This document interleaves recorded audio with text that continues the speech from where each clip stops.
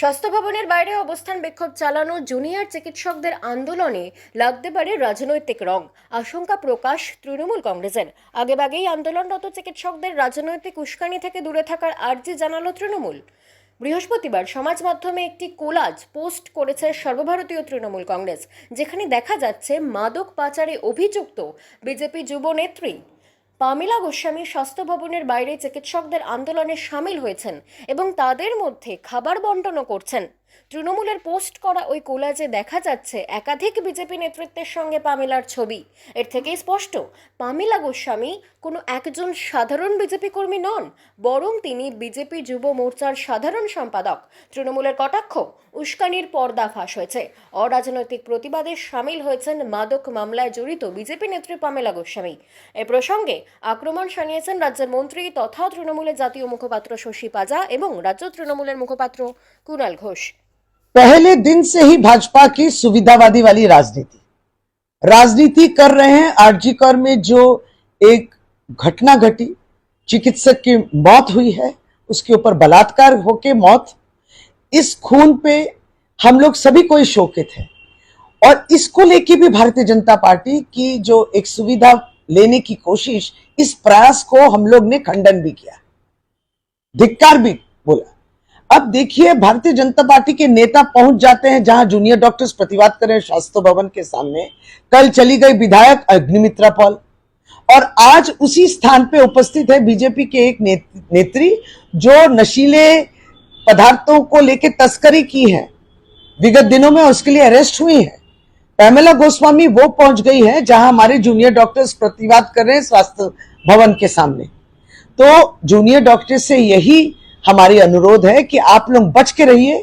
ये इस तरीके के राजनीतिक प्रलोभन जो आ रहे हैं और या प्रभावित करने की जो कोशिशें हैं, इनको नाकामयाब कीजिए। और आप डॉक्टर्स हैं और हम भी एक डॉक्टर की हैसियत से ये कहते हैं कि हमारी कर्तव्य है कि हमको जीवन बचाना है और स्वास्थ्य परिसेवा पहुंचाना है, जो रोगी हैं उन तक पहुंचाना है। इसी काम पे हम लोग अटल रहें और चलिए वापस आते हैं और इन कामों को दोबारा नई तरीके से शुरू करते हैं। জুনিয়র ডক্টরদের যে ধর্ণা চলছে, সেই ধর্ণায় কয়েকজনকে দেখে খুব বিস্মিত করা।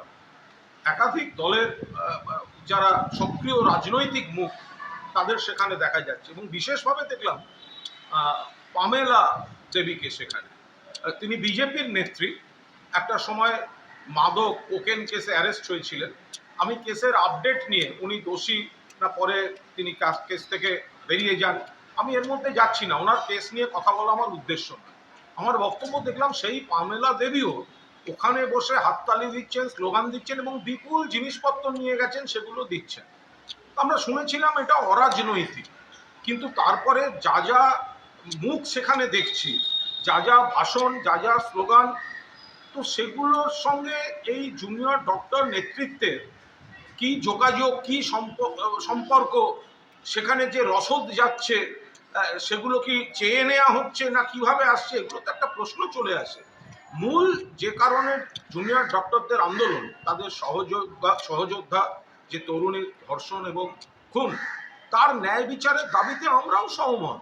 কলকাতা পুলিশ 24 ঘন্টার মধ্যে অ্যারেস্ট করে এনেছিল, তারপর থেকে তো সিবিআই দেখছে, কেস দেখছে সুপ্রিম কোর্ট।